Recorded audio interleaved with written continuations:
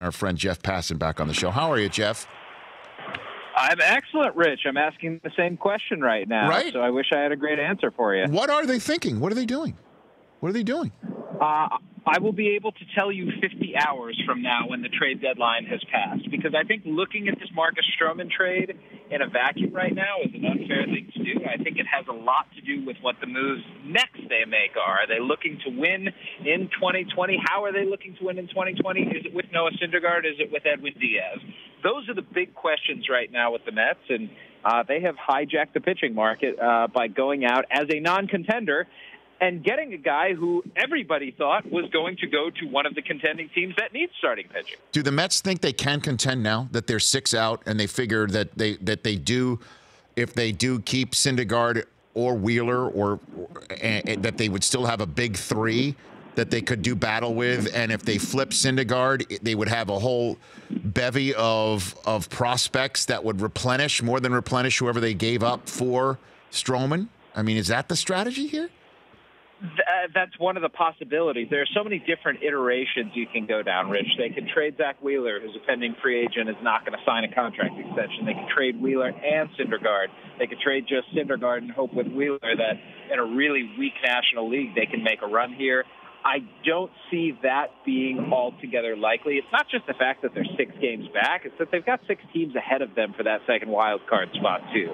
And teams that, frankly, on paper, are better than them. Now, you've got a team like the San Francisco Giants that on paper probably is not better than them. But let's remember, this Mets team, the reason that these trades are even being considered in the first place is because they've been so disappointing to this point. So why all of a sudden, 105 games into the season, are they going to flip a switch and change things? I don't see that being a reality, despite the protestations of Met fans otherwise who say, hey, let's go for it. You know, we've got 5 big starters. Steven Matz is coming off a shutout. Let's just ride it out. I don't see that happening. So why is Syndergaard available? Why?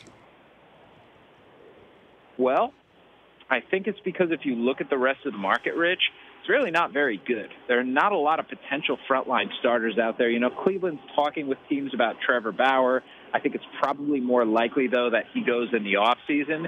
And when you go to the next tier, you've got Mike Minor and Robbie Ray, both of whom have a year of control left, are good pitchers, but none of potentially a frontline guy like Noah Syndergaard. Well, again, but Syndergaard, do the Mets just not want to pay him, or they can't afford it because they've already paid DeGrom? I don't think it has anything to do with money. I think it has more to do with opportunity cost. You know, Noah Syndergaard still has the stuff of an ace. Yeah. And when you have as many teams out there as you do that need starting pitching, we can talk about the New York Yankees. They're probably not trading him to him. We can talk about the Minnesota Twins, who have Royce Lewis and Alex Kirilloff in their system, 2 guys who would be perfect for the Mets. More Lewis, who's a shortstop, than Kirilloff, who's a left-handed corner outfielder and first baseman. You've got Milwaukee, and the Brewers really don't have a deep farm system, but they have a need for a starting pitcher. And you've got San Diego and Atlanta. The Padres are not contending this year, but they've got arguably the best farm system in baseball, certainly one of the top 2, and have plenty of talent. And then you've got the Braves, who have got arms, and Christian Pache and Drew Waters, 2 outfielders who the Mets certainly could use. There's a lot of talent to be had for a guy like Syndergaard right now, and I think it's perfectly reasonable that they have him out there on the trade market, but you're also, remember, trading him probably for 80 cents on the dollar, considering he's in the midst of his worst season. And the one thing that the Mets don't want is Noah Syndergaard to go somewhere where he's going to be like Garrett Cole and turn into an ace like he did when he went from Pittsburgh to Houston.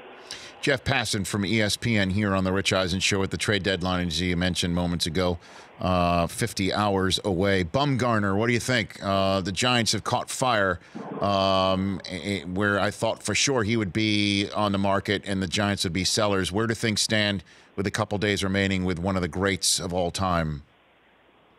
Yeah, I think a lot of people, myself included, agreed with you. I mean, as of a month ago, the Giants were dead in the water. Then they decided to become the best team in baseball, and they've been that over the last month. At the same time, Rich, the Giants are 26-10 in one-run games. It's ridiculous, and it's probably not particularly sustainable, even though they do have a really good bullpen. That being said, you need to get a lot if you're going to be trading Madison Bumgarner for a couple of reasons. Number one, because he is an iconic player in the franchise. You know, he's won 3 World Series and really almost single-handedly by himself brought them the 2014 championship. But beyond that, you don't want in the midst of a run like this to say to your clubhouse, to say to your fan base, to say to everyone who follows the Giants, yeah, you know, we're going to punt just to get something back. Now, if the Giants hold on to Bumgarner, they'll give him the qualifying offer, and they'll get a third-round or so draft pick out of it and about $800,000 in bonus money. And that's all well and good, but you're going to need a lot more than that in return, and I'm not sure at this point that teams are that compelled, despite the paucity of starters out there, to give that much up for a free agent to be. Well, I mean, unless you have an opportunity to win it right now. And, you know, if you're the Yankees, if you're Brian Cashman, you look around and you got a team that can hit like crazy if they can stay healthy. Yep. But in the long run, you know you're going to have to pay Judge. You know you're going to have to pay Gleyber Torres. You know you're going to have to pay Gary Sanchez. You know that you did the right move by not going for Machado, waiting to see if Didi Gregorius could be healthy, and he's been just terrific. You know you're going to pay him. And you know that you got Aaron Hicks already under contract. So you got a bunch of prospects in the farm that you don't really have spots for in the next 2, 3, 4 years. But you know that you got an ace who's hurt. You know you got a 39-year-old playoff warhorse who's on the injured list. And you know you got a pitcher in Tanaka who had a performance on Thursday night in Fenway like it was the 1999 home run derby all over again. So why don't you make this move if you're Cashman right now? Rest right now and go for it. Yeah, I think that's a perfectly reasonable stance to take and something that the Yankees are mulling over at this point. And you have 2 guys in Clint Frazier and Miguel Andujar who, if not entirely proven big league players, you know, they've both got big-time flaws on the defensive side, but they both can really hit. And if you're the Giants and you're looking to rebuild right now, then you certainly are looking for that type of guy who's going to be major league ready and is under team control for a number of years. So they do match up well. But if the price is too high, Rich, on those starting pitching, the Yankees have the ability to go out and fortify their bullpen. And it's a good bullpen already, but I don't think it's beyond the realm of possibility that they don't go out and get a starter and instead spend some of that capital on relief pitching and understand that in October these days, you don't necessarily need great starting pitching to win. Like, it helps. I mean, if I'm the Houston Astros right now and I've got Justin Verlander and Garrett Cole and Wade Miley, who's pitched really well this year going into a playoff series, I'm more comfortable than what the Yankees have in their starting rotation. But you also know that with those days off and the abundance of them in October, you can really tax a bullpen and ride it all the way to the World Series. And then in the National League, the Dodgers, you've got the Nationals. Obviously, the Cubs and Cardinals are locked in. They have the same exact record right now. The Brewers just a game behind. I mean, who do you think is going to make a move out of these groups, Jeff? I think all of them make moves. It just depends on the size of the moves. And you know, you look at a guy like Robbie Ray from the Arizona Diamondbacks. I think when it's all said and done, he's probably going to move. And you wonder if the Cardinals are a fit there. The Yankees seem like a pretty decent fit there. There are definitely some possibilities. The Cubs would love to make a big move. It's tough to say if they have the capital to go out and do so and match up with the Mets, for example, with Edwin Diaz and what they're looking for him, which is a pretty high-end prospect and some other value pieces there. They're not going to get back what they gave up for him and Jared Kelenic and Justin Dunn, but I think they could do really well because Dodgers are in on that as well, and the Red Sox too. Edwin Diaz is a name that's been floated around, and you know, the closer we get to July 31st, the more I wonder, is he really going to go? Yeah, I'm wondering, Jeff Passan, a couple more minutes left here with ESPN's Jeff Passan on the Honda Insider Report on the Rich Eisen Show. I mean, does any team have a young arm sitting there in AAA that they're going to say, you know what, screw it. Instead of giving up the prospects for a so-called proven commodity, let's see if we got a kid who's ready to come up and be dominant and win 5-6 games and become a new folk hero in August, September, and if not October. Any team have that ability? Yeah, it's funny. The New York Yankees, actually. And Davy Garcia is a guy who started off in A-ball this year and has just dominated his way up the chain to AAA at this point. He's only 5'9". He's only 170 pounds, but he's got a big fastball and a really good curveball.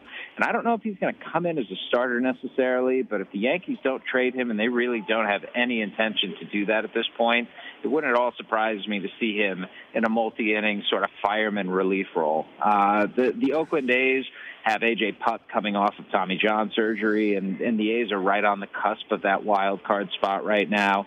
So they could theoretically fortify their rotation with him. The Houston Astros thought that they were going to have Forrest Whitley, who came into the year as the top pitching prospect in baseball, but he's been a mess all year long, and I don't think he's going to get traded necessarily, but the hope that Whitley was going to be there to join Cole and Verlander just is not bearing fruit. So, last one for you, Jeff. Crystal ball it. Most likely maneuver involving the biggest name player over the next 2 days would be what? Let's see if you peg it. Man. If you peg it, here's a Jeff. Jeff, here's the deal. If you peg it, I'll replay it and say you nailed it. If you don't, this never happened. How does that sound?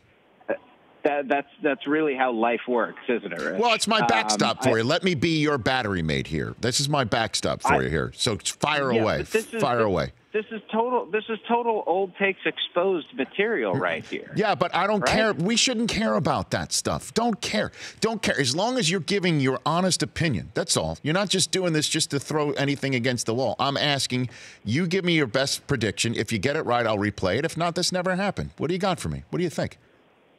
All right. If I'm just throwing something against the wall that I could see getting done, yes. Edwin Diaz goes to the Dodgers. Okay.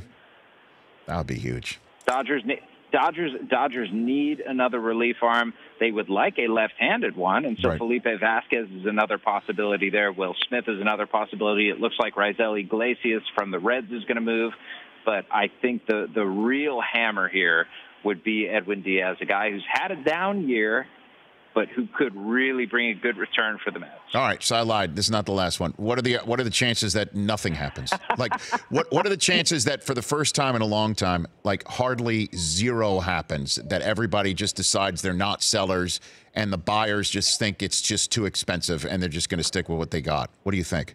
To be honest, I actually think that is the likelier outcome here. I was talking with the general manager earlier today who was saying everybody is so conservative right now. Prospects have never been more valuable to teams, and everybody thinks more or less the same because they're all operating off of the same models. And if that holds, then Marcus Stroman may ultimately be the biggest name that gets dealt, and that'll have happened on the 28th as opposed to the 30th or 31st. And then, man, everyone will be scratching heads about what the Mets are thinking. But, you know, bless them. Hopefully they win some baseball games and make the playoffs. Who the hell knows? You never know.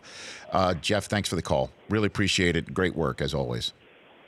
Pleasure's always mine, Rich. Have a good one, man. You got it. That's Jeff Passan. At Jeff Passan on Twitter. Follow him. I do. It's a great follow. For more of The Rich Eisen Show, tune to Audience Channel 239 on DirecTV for free on BR Live or download the Rich Eisen Show app.